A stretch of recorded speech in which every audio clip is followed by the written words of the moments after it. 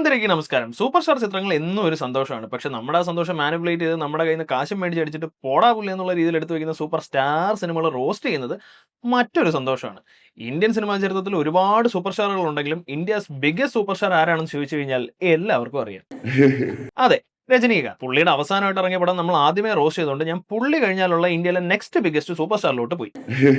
അതെ, ഷാറൂഖ് ഖാൻ. പക്ഷെ പുള്ളി അവസാനമായിട്ട് ഭായിമാർക്ക് പാഞ്ച വെച്ച് കാണാൻ പറ്റുന്ന ഒരു പടം ചെയ്തിട്ട് 2 കൊല്ലമായി. അപ്പൊ എനിക്ക് മനസ്സിലായി സൂപ്പർ സ്റ്റാറുകളെ നോക്കിയിട്ട് ഒരു കാര്യമില്ലെന്ന്. അതുകൊണ്ട് ഇത്തവണ പ്രഭാസിന്റെ ഒരു പടം കൊണ്ടുവന്നിട്ടുണ്ട്, രാജാ സാബ്. നമ്മുടെയൊക്കെ ജീവിതത്തിൽ നമ്മൾ പല ടൈപ്പുള്ള ആളുകളെ കണ്ടിട്ടുണ്ടാവും. അതിൽ തന്നെ കഴിവുണ്ടായിട്ട് അത് വെച്ച് ഭയങ്കര ഷോ കാണിക്കുന്നവരുണ്ടാവും. അവരെ നമ്പാം. തീരെ കഴിവില്ലാന്ന് സ്വയം മനസ്സിലാക്കി മിണ്ടാതിരിക്കുന്നവരും കാണും. അവരെയും നമ്പാം. പക്ഷെ ഒരു കഴിവില്ലെങ്കിലും ഷോയ്ക്ക് ഒരു കുറവില്ലാത്ത വേറൊരു കാറ്റഗറി ഉണ്ട്. അവരെ നമ്പരുത്. സോപ്പോട്ടിയാണ് വെക്കുന്നതെങ്കിലും സോമനാമ്പുൽസത്തിനെ പറ്റി വരെ അവർ വളരെ కాన్ఫిడెంట్ ఆയിട്ട് సంసారిക്കും. సినిమా చూడండి. సినిమాలో మిమ్మల్ని ఎక్కడన్నా 1% డిస్సాటిస్ఫాక్షన్ చేసినా నా ఇంటి అడ్రస్ పెడతా రండి. 3 weeks later.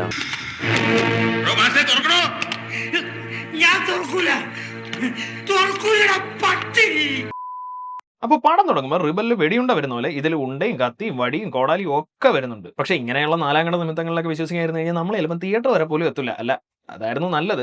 പക്ഷെ റിബൽ തുടങ്ങുമ്പോൾ ഇത് മാത്രമല്ലല്ലോ, ഒരു ദാരുണമായ ഒരു മരണവും കൂടെ നടക്കുന്നുണ്ടല്ലോ. ട്രെയിനിൽ കുളിക്കും മുളം പന്നി, ഞാനൊരു പാവം മുളം പന്നി, ഞാനൊരു സ്റ്റൈലൻ മുളം പന്നി, ഞാനൊരു സ്റ്റൈലൻ മുളം. അപ്പൊ ഞാനിരുന്നിങ്ങനെ പ്രാർത്ഥിച്ചു, ഡിങ്കാ ഈ പടം ഒരു കാരണവശാലും ഒരു ചാവ് വെച്ച് തുടങ്ങല്ലേ എന്ന്. ഇതങ്ങോട്ട് വിചാരിച്ച് നിർത്തിയതിന് 2 കാര്യങ്ങൾ സ്ക്രീനിൽ നടന്നു. ആദ്യം ഒരു മോർച്ചറി വണ്ടി, രണ്ടാമത് ചട്ടി നിറയെ ഒരു ചത്തവന്റെ അസ്ഥി. ഒരക്ഷരം വേണ്ടി പോരുത്. ഗണേശൻ കണ്ണു തുറന്ന് നോക്ക്.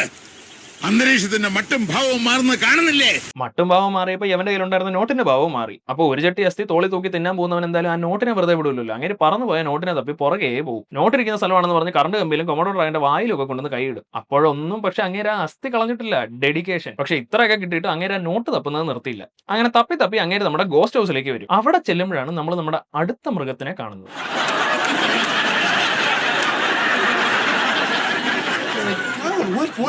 What the hell is that?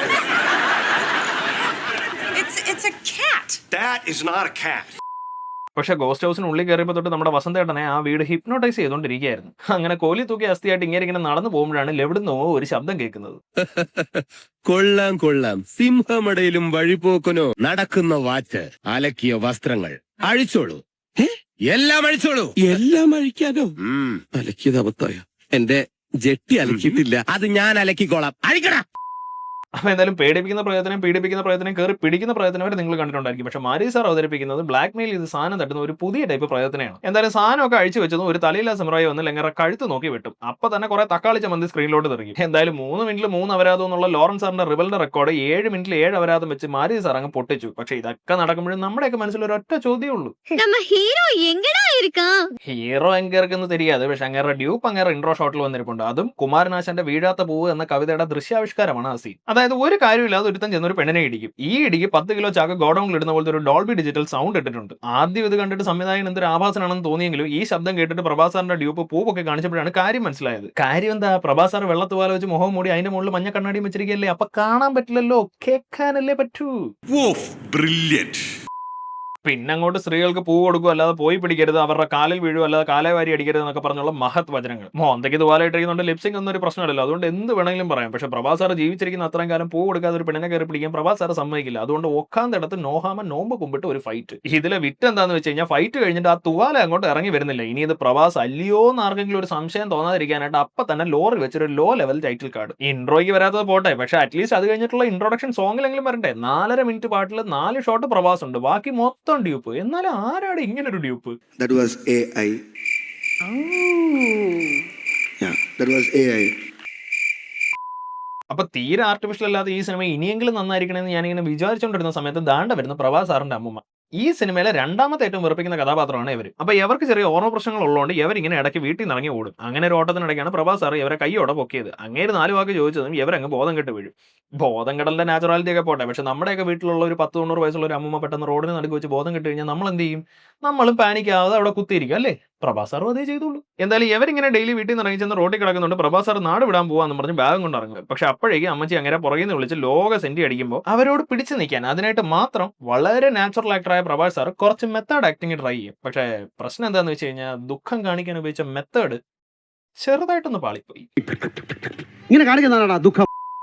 അപ്പൊ ഈ അമ്മച്ചിയുടെ പ്രശ്നം എന്താണെന്ന് വെച്ച് കഴിഞ്ഞാൽ ഇവർ പണ്ടം കണ്ട് നാട് വിട്ടു പോയ ഇവരുടെ കെട്ടിയോ സഞ്ജയ് ദത്തിനെ തേടി നടക്കുകയാണ്. അടുപ്പത്ത് വെച്ച സാധനം എടുക്കാൻ മറന്നാൽ ഇവർക്ക് അങ്ങേരെ പറ്റി നല്ല ഓർമ്മയാണ്. അങ്ങനെ ഇരിക്കുന്ന ഒരു ദിവസമാണ് പ്രഭാസ് സാറിന്റെ ഒരു കൂട്ടുകാരൻ എടുത്ത ഫോട്ടോയിൽ സഞ്ജയ് ദത്തിനെ കാണുന്നത്. അപ്പൊ തന്നെ പ്രഭാസ് സാർ സെറ്റപ്പ് നമ്പർ 1ന്റെ കയ്യിൽ നിന്ന് കാശം മേടിച്ച് താത്തയെ തപ്പി ചാർമിനാറിലോട്ട് പോകും. പക്ഷെ പോണ വഴിക്ക് സെറ്റപ്പ് നമ്പർ 2 നിധി ചേച്ചിയെ കാണുമ്പോഴത്തേക്ക് രാമോജി റാവു ഫിലിം സിറ്റിയിൽ ഓട്ടോ വെച്ചൊരു ഡ്രിഫ്റ്റ് ഉണ്ട്.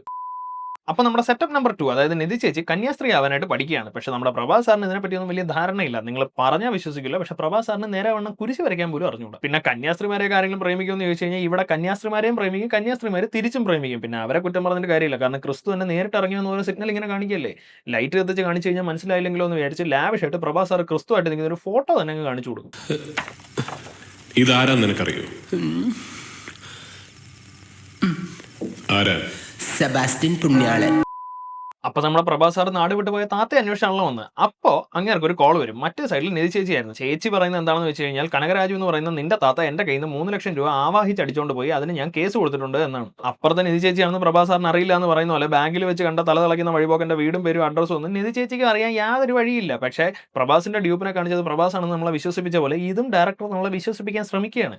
പിന്നെ ഒരു കാര്യമുണ്ട്, നമുക്ക് ഇതിനെപ്പറ്റി ഒന്നും അങ്ങനെ ഗാഠമായിട്ട് ചിന്തിക്കാൻ ഒരു അവസരം അവർ തരുന്നില്ല. നമ്മൾ ഇതിങ്ങനെ ചിന്തിച്ച് വരുമ്പോഴത്തേക്കും ഈ സിനിമയിലെ ഏറ്റവും വെറുപ്പിക്കുന്ന കഥാപാത്രം ഒരു പെട്ടി നിറയെ ക്യാഷുമായിട്ട് എഴുന്നള്ളുകയാണ്. മാളവിക ചേച്ചിയായിരുന്നു അത്. പണ്ടങ്ങാണ്ട് ലെവർ അപ്പൂപ്പന് മുണ്ട് മുറുക്കി കൊടുക്കേണ്ടി വന്ന സമയത്ത് മുറുക്ക് കൊടുത്ത് സഹായിച്ചത് പ്രഭാസ് സാറിന്റെ താത്തയാണെന്ന് പറഞ്ഞ് 1 കോടി രൂപ കൊണ്ട് കൊടുക്കും. പക്ഷെ അപ്പോഴേക്കും അത് ഇവിടുന്ന് കുറെ കള്ളന്മാർ വന്ന് അടിച്ചോണ്ട് പോകും. എനിക്കാണെങ്കിൽ പൊതുവെ ഈ സിനിമകളിലെ ഫൈറ്റ് സീൻ തുടങ്ങുമ്പോഴത്തേക്കും ഡ്യൂപ്പിനെ കാണണമല്ലോ എന്നുള്ളൊരു സങ്കടം വരാറുണ്ട്. പക്ഷേ ഈ ഫൈറ്റ് സീൻ ഫണ്ണായിരുന്നു. തറയിൽ നിൽക്കുന്ന ഒറ്റ ഷോട്ടിൽ പോലും പ്രഭാസ് സാർ ഇല്ലെങ്കിലും അടിച്ചോണ്ട് പോയ പെട്ടി പറഞ്ഞു എന്ന് പിടിക്കുന്ന ഷോട്ട് പ്രഭാസ് സാർ തന്നെയാണ് ചെയ്തതെന്ന് ഞാൻ ഉറപ്പിച്ച് പറയുന്നു. പക്ഷേ നമ്മളിതൊന്നും കണ്ട് ഇംപ്രസ്ഡ് ആവില്ല, കാരണം നമ്മൾ ഇതിനേക്കാൾ വലിയ ഐറ്റംസ് കണ്ടാണ് വളർന്നത്.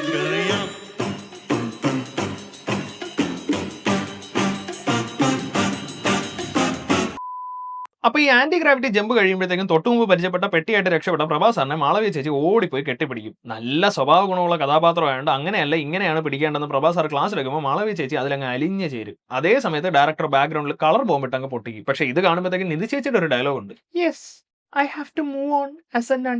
അഭിനയം അറിയാത്ത സ്ഥിതിക്ക് അതൊക്കെ തന്നെ ചേച്ചി നല്ലത്. പക്ഷെ നിധി ചേച്ചി പോയ ഗ്യാപ്പിന് പ്രഭാസ് സാർ വെള്ളം അടിച്ച് പറഞ്ഞ ഡയലോഗ് കേട്ടിട്ട് മാളവിക ചേച്ചി അവരുടെ അപ്പൂപ്പനെ വിളിച്ചിട്ട് പറയും ചേച്ചിക്ക് പ്രഭാസ് സാറിനെ കെട്ടണമെന്ന്. അപ്പൊ അപ്പൂപ്പൻ പറയും ചാരപ്പണി ചെയ്യാൻ പോയി കഴിഞ്ഞാൽ അത് മാത്രം ചെയ്താൽ മതിയെന്ന്. അത് മാത്രം. പക്ഷെ ചേച്ചി അതൊന്നും കേൾക്കാതെ പ്രഭാസ് സാറിന്റെ അമ്മയെ രക്ഷിക്കാൻ പ്രഭാസ് സാർ ഇരിക്കുമ്പോൾ തന്നെ ഗുണ്ടകളുമായിട്ട് ഫൈറ്റ് ചെയ്യും. ഇത് ഈ സിനിമയിൽ വർക്കായ ഒരു കോമഡി സീനാണ്. ഇതൊന്നും ചെയ്യുന്നതിലല്ല പ്രശ്നം, ബിലീവബിലിറ്റി എന്ന് പറയുന്ന ഒരു സാധനം ഉണ്ടല്ലോ. പിന്നെ അത് മാത്രമല്ല, ഇത്രയൊക്കെ ചെയ്തിട്ട് എത്ര ശക്തയായ പെണ്ണാണെങ്കിൽ അവസാനം ഒരു ആണ് തന്നെ വന്ന് രക്ഷിക്കണമെന്ന് കാണിക്കാനാണെങ്കിൽ എന്തിന് കാണിക്കണം? ആരും അടിച്ചൊന്നുമില്ലല്ലോ. പിന്നെ അത് മാത്രമല്ല, മാളവിക ചേച്ചിയുടെ ഡ്രസ്സ് കണ്ടിട്ട് ഡയറക്ടർ ശാക്തീകരണമാണ് ഉദ്ദേശിച്ചതെന്ന് എനിക്ക് തോന്നുന്നില്ല. പക്ഷെ ഡയറക്ടർ ഉദ്ദേശം എന്ത് തന്നെയാണെങ്കിലും ലിപ്സിംഗ് കറക്റ്റ് ആയ വേറെ പ്രശ്നമൊന്നുമില്ലല്ലോ, അല്ലേ Malavika madam? I knew like a few actresses where they're not even bothering looking at the line. So in this scene you're sad, so you're just making a sad expression and all you're doing is 1 2 3 4 1 2 3 4 1 2 3 4 1 2 3 4. That's it. Because at some point they'll match the lip. ഇത്രയും വലിയ ഷോട്ടും കാര്യങ്ങളൊക്കെ അറിയാവുന്ന ഒരു കുണാണ്ടായിരുന്നേ നീ ഇവിടെ തന്നെ മുരടിച്ച് നിന്നുപോയെന്താ? പടർന്ന് പന്തലിച്ചാൽ കൂടെ കയറാൻ പാടില്ലായിരുന്നോ? ഒന്നും ആവാൻ പറ്റാതെ പോയതിന്റെ ഫ്രസ്ട്രേഷൻ അത് തീർക്കാനുള്ള മലർന്നു കിടന്നോടുള്ള തുപ്പലുണ്ടല്ലോ, അത് നിന്റെ കുഴപ്പമല്ല. പൈതൃകം എന്നൊരു സാധനമുണ്ട്, അതിന്റെ മിസ്റ്റേക്കാണ്. അങ്ങനെ ഇമാതിരി പരിപാടികൾക്ക് ശേഷം ഈ മഹാനടിയറുകളെല്ലാം കൂടി അപ്പൂപ്പനെ കണ്ടുപിടിക്കാൻ ഫുൾ ഫോഴ്സിൽ ഇറങ്ങും. പക്ഷെ അപ്പോഴേക്കാണ് ഏതോ മൂലയ്ക്ക് വെച്ചിരിക്കുന്ന കണ്ണാടിയിൽ പഴനിമലയുടെ വലുപ്പത്തിൽ പ്രഭാസ് സാർ നമ്മുടെ മാളവികയുടെ അപ്പൂപ്പനെ കാണുന്നത്. അങ്ങനെ തല്ലാൻ പോകുന്ന പ്രഭാസ് സാറിന്റെ ഡ്യൂപ്പ് ആണെങ്കിൽ അടി കിട്ടിയിട്ട് അപ്പൂപ്പൻ പറയാൻ പോകുന്ന കഥ ഒറിജിനലാണ്. അതായത് നമ്മൾ ഇത്രയും കാലം വിചാരിച്ചിരുന്ന പോലെയൊന്നും അല്ല കഥ. അതായത് സഞ്ജയ് ദത്ത് ശരിക്കും തലയ്ക്ക് സ്ഥിരതയില്ലാത്ത ഒരുത്തനായിരുന്നു. അങ്ങേര് ചെറുപ്പത്തിൽ അങ്ങോട്ട് പാപ്പം മേടിക്കാൻ കൈ പിടിച്ചതുപോലെ ഈ പാപമാണെന്ന് പറഞ്ഞ അമ്മൂമ്മയുടെ സ്റ്റാഫ് അങ്ങനെ പട്ടിയെ തല്ലുന്ന പോലെ തല്ലിയപ്പോൾ അങ്ങേര് റിവഞ്ച് എടുക്കണമെന്ന് തീരുമാനിച്ചു. കൈ കയറി പിടിച്ചത് യമം, പക്ഷെ റിവഞ്ചിൽ അവക്ക്. അപ്പോൾ പ്രതികാരം ചെയ്യാനായിട്ട് അങ്ങനെ മലമുകളിലുള്ള ഒരു ചാമിയെ കാണാൻ പോകും. ആ അദൃശ്യ ചാമി ആദ്യം കുതിരയെ ബലി കൊടുക്കാൻ പറയും. അങ്ങേര് അതിനെ കൊടുക്കും. അത് കഴിഞ്ഞ് അകത്തോട്ട് ചെല്ലുമ്പോൾ ഏതെങ്കിലും ഒരു അവയവം ബലി തരാൻ പറയും. ഇത് കേട്ട് കഴിഞ്ഞാൽ സാധാരണ ആരായാലും പേടിക്കും. പക്ഷെ സഞ്ജയ് ദത്ത് പേടിച്ചില്ല. എന്താ കാരണം? പേടിക്കണമെങ്കിൽ അതിനും ഒരു ബുദ്ധി വേണം, അതിവനില്ല. പക്ഷേ ഏതെങ്കിലും ഒരു അവയവം വെട്ടിക്കൊടുക്കണം എന്ന് പറയുമ്പോൾ എല്ലാവരും ഒരു വിരലൊക്കെ വെട്ടിക്കൊടുക്കും. പക്ഷേ സഞ്ജയ് ദത്ത് രണ്ടാമതൊന്നും ആലോചിക്കാതെ അങ്ങനെ ഇടത്തെ കൈ തന്നെ വെട്ടിക്കൊടുക്കും. ഇതൊരു തീവ്ര വലതുപക്ഷ ഹിന്ദുത്വ ഐഡിയോളജിയാണ്. അതെന്താ ഇടത്തെ കൈ, വൈ നോട്ട് വലത്തെ കൈ? അല്ല, നിങ്ങൾ തന്നെ പറ. എന്റെ സംസാരത്തിൽ എന്തെങ്കിലും തെറ്റുണ്ടോ? എന്റെ സംസാരത്തിൽ എന്തെങ്കിലും തെറ്റുണ്ടോ? നിങ്ങൾ പറ. അമ്മാതിരി കമന്റ് കേട്ടോ. നിങ്ങൾ ആളെ വിളിച്ചിട്ട് ആളെ വിളിച്ചാൽ മതി. എന്തായാലും ചോദിച്ച ഉടനെ ഇടത്തെ കൈ വെട്ടി തന്ന വട്ടൻ ഈ മാന്ത്രിക ശക്തി കൊടുത്തില്ലെങ്കിൽ പ്രശ്നമാകുമെന്ന് മനസ്സിലായപ്പോൾ ഈ ജോൺ ഹോനായി പറയും ഒരു പൊട്ട കണ്ണിൽ അട്ടയുടെ കൂടെ കിടന്നു കഴിഞ്ഞാൽ ശക്തിയൊക്കെ കിട്ടും. ഇതിനിടയ്ക്ക് പിന്നെ നമ്മുടെ മുറിച്ച് മാറ്റിയ കൈയൊക്കെ വെൽഡ് ചെയ്ത് ചേർത്തായിരുന്നു കേട്ടോ. അങ്ങനെ ഇങ്ങനെ കിണറ്റി കിടന്നുണ്ടാക്കിയ ശക്തിയായിട്ട് ഇങ്ങനെ നേരെ പ്രഭാസാറിന്റെ അമ്മൂമ്മയെ കാണാൻ പോകും. എന്നിട്ട് അവർക്ക് കുറച്ച് പരിപ്പ് കയറി തിന്നാൻ കൊടുക്കും. അതോടെ അവർക്ക് സഞ്ജീതത്തിനോട് ഭയങ്കര പ്രേമവും. സാധാരണ ഇതുപോലുള്ള കാര്യങ്ങൾക്ക് വീട്ടിലുള്ള ആണുങ്ങൾക്കായിരിക്കുമല്ലോ എതിർപ്പ്. പക്ഷേ ഇതിനകത്ത് വീട്ടിനകത്ത് പാർക്ക് ചെയ്തിരുന്ന ആനയ്ക്ക് വരെ എതിർപ്പായിരുന്നു. പക്ഷേ എതിർപ്പൊന്നും വക വയ്ക്കാതെ അവരങ്ങ് കെട്ടി 10 ദിവസം കഴിഞ്ഞപ്പോൾ അങ്ങേര് ഖജനാവ് മുഴുവൻ അടിച്ചു മാറ്റി മാളവികയുടെ അപ്പൂപ്പനെ കള്ളനാക്കി പ്രഭാസിന്റെ അമ്മൂമ്മയെ റോട്ടിലാക്കി. അയ്യോ ഈ പറഞ്ഞത് 2 തലമുറ മുമ്പുള്ള കഥയല്ലേ. പിന്നെ പ്രശ്നങ്ങളില്ലാത്ത കുടുംബങ്ങളുണ്ടോ? അംബാനി കുടുംബത്തിൽ പ്രശ്നങ്ങളില്ലേ എന്ന് പറഞ്ഞ് അവരുടെ ഫാമിലി മോശമാണെന്ന് ആരെങ്കിലും പറയൂ? ഇല്ല, പറയില്ല. അതുകൊണ്ട് തന്നെയാണല്ലോ അപ്പൂപ്പനെ തപ്പി ഗോസ്റ്റ് ഹൗസിൽ പോകുമ്പോൾ അത് കാണാൻ അംബാനിയുടെ വീട് പോലെ ഉണ്ടെന്നൊരു ഡയലോഗ് തന്നെ വെച്ചിരിക്കുന്നത്. അപ്പൊ അപ്പൂപ്പനെ തപ്പി ഒരു ഗോസ്റ്റ് ഹൗസിൽ വരുമ്പോഴാണ് അപ്പൂപ്പൻ ചെന്നിട്ട് 10 ദിവസം ആയെന്ന് അറിയുന്നത്. അപ്പൊ അപ്പൂപ്പന്റെ പ്ലാൻ എന്തായിരുന്നു വെച്ച് കഴിഞ്ഞാൽ അങ്ങേറെ വയസ്സായ ശരീരത്തിൽ നിന്ന് ഒരു യങ് ബോഡിയിലോട്ട് മാറണം. അതിന് അങ്ങേറെ ഭാര്യ, അതായത് നമ്മുടെ പ്രഭാസിന്റെ അമ്മൂമ്മ നാച്ചുറലായിട്ട് മരിക്കണം. അവർക്ക് നാച്ചുറലായിട്ട് തലയിറങ്ങാൻ പോലും അറിഞ്ഞൂടെ. ഇതിൽ എവിടെ നിന്നാണോ നാച്ചുറലായിട്ട് മരിക്കുന്നത്? എന്തായാലും ഗോസ്റ്റ് ഹൗസിൽ എത്തിയവരെ സഞ്ജയ് ദത്ത വീട്ടിൽ തന്നെ ലോക്ക് ചെയ്യും. അവർ നോക്കി വെച്ചിരുന്ന ഡോറൊക്കെ ഇല്ലാതെയോ അടുക്കളയുടെ നടുക്കൂടെ ട്രെയിൻ ഓടും, തീച്ചുള്ളിൽ നിന്ന് ശവം പൊങ്ങി നടന്നു വരും. അപ്പോൾ ഹൊറർ ഇങ്ങനെ കൂടി വരുമ്പോൾ അത് കോമഡി കൊണ്ട് ബാലൻസ് ചെയ്യാൻ പറ്റിയില്ലെങ്കിൽ അത് കാമ അടി കൊണ്ട് ബാലൻസ് ചെയ്യുന്ന ലോറൻസ് സാർ പറഞ്ഞ പ്രകാരം പ്രഭാസ് സാറും മാളവികയും തമ്മിൽ ഒരു ആവശ്യമില്ലാതെ, ഐ മീൻ ലിറ്ററലി ഒരു ആവശ്യമില്ലാതെ ഒരു തില്ലാന സീൻ. എന്തോന്ന് എക്സ്പ്രഷൻ അതൊക്കെ. I want to work. It's my wish to work with makers who write good roles for women, memorable roles for women, because I feel like that's something that's lacking sometimes in some movies. ഇത് പിന്നെ ഭയങ്കര memorable role ആയതുകൊണ്ട് ഒരു കുഴപ്പമില്ല. ഞാൻ ഈ വീഡിയോയ്ക്ക് in ghost house എന്ന് പേരിടാൻ വേറൊരു കാര്യമുണ്ട്. അതായത് പടം കുറച്ചുകൂടെ അങ്ങോട്ട് കഴിയുമ്പോഴത്തേക്ക് ഈ ഗോസ്റ്റ് ഹൗസ് ശരിക്കും ഒരു സത്രം പോലെ. അതായത് ആരേത് വഴി വണ്ടി ഓടിച്ചാലും എല്ലാവരും എവിടെ തന്നെ വന്ന് നിൽക്കുന്നത്. മതിൽ ചാടിയ ട്രെയിൻ അടിക്കുമെന്ന് പറഞ്ഞ് മരത്തിലോട്ട് കയറിയിട്ട് രക്ഷപ്പെടാൻ നോക്കി ഷോക്ക് അടിച്ച് താഴെ വീഴുമ്പോൾ ഇത് ചേച്ചി ഒരു പാറാവുകാരനും കൂടെ കയറി വരും. ഇത് കഴിയുമ്പോഴത്തേക്കും പ്രയത്നം ഒഴിപ്പിക്കാന്ന് പറഞ്ഞ് വേറൊരുത്തം വരും. അവനെ അടിച്ച് അണ്ടർവെയറോടെ വിടും. അത് കഴിയുമ്പോഴത്തേക്കും സെറ്റപ്പ് നമ്പർ 1 ഋതി ചേച്ചി വരും. എന്നിട്ട് ഇവരെല്ലാവരും കൂടെ ചേർന്ന് പ്രഭാസ് സാറിന് ഒരു ഭയങ്കര ടഫായിട്ടുള്ള ഒരു ടാസ്ക് കൊടുക്കുക. അതായത് അങ്ങേര് ആ 3 പേരിൽ നിന്ന് അങ്ങേർക്ക് ആരെയാണ് വേണ്ടതെന്ന് അപ്പം തന്നെ ഡിസൈഡ് ചെയ്യണം. ഹിപ്നോട്ടൈസിങ് പടമാണല്ലോ. അതുകൊണ്ട് ആ ടഫ് ഡിസിഷൻ എടുക്കാനായിട്ട് 4 പേരും കൂടെ ഫ്ലൈറ്റ് പിടിച്ച് ഗ്രീസിൽ പോകും.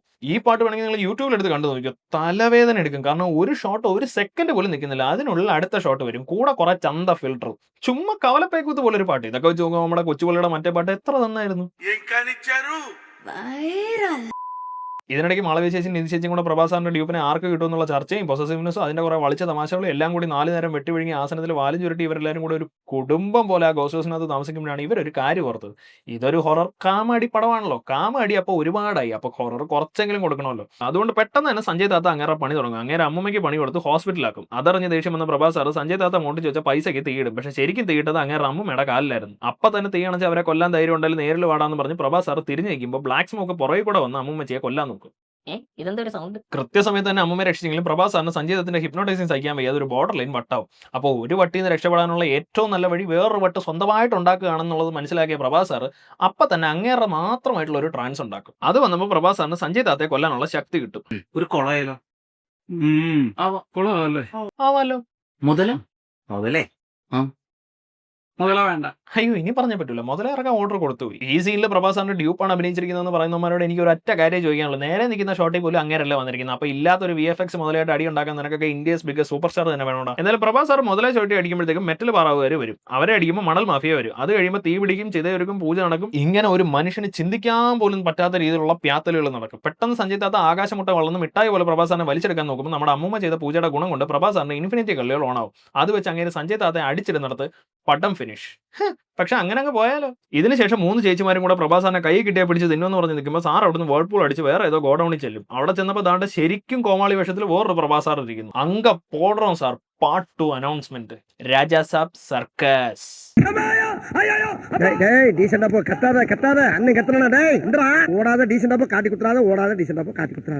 ഇതെല്ലാം നമ്മൾക്ക് പണക്കപ്പെട്ടതാ. ഓടാതെ. എന്തായാലും ഈ സംക്രാന്തി തെലുങ്കന്മാർക്ക് വൻ വെടിക്കെട്ടായിരുന്നു. കോടികൾ മുടക്കി കോമാളി കളിച്ചു നാട്ടുകാർ പറയുമെന്ന് അറിയാവുന്നതുകൊണ്ട് സ്വയം കോമാളി വേഷം ഇട്ട് വന്നാണെന്ന് അത് കണ്ടാൽ മനസ്സിലാവും. പക്ഷേ എന്നോട് ചോദിച്ചു കഴിഞ്ഞാൽ ഈ വേഷത്തിലൊന്നും വലിയ കാര്യമില്ല. കാരണം ചില സമയത്തൊക്കെ നമ്മൾ എത്ര നല്ല സൂപ്പർ ഹീറോകളുടെ വേഷം ഇട്ട് വന്നാലും പടം ഒരുമാതിരി കോമാളി കളിയായി പോകും. അതിനും ഈ സംക്രാന്തി തന്നെ സാക്ഷി.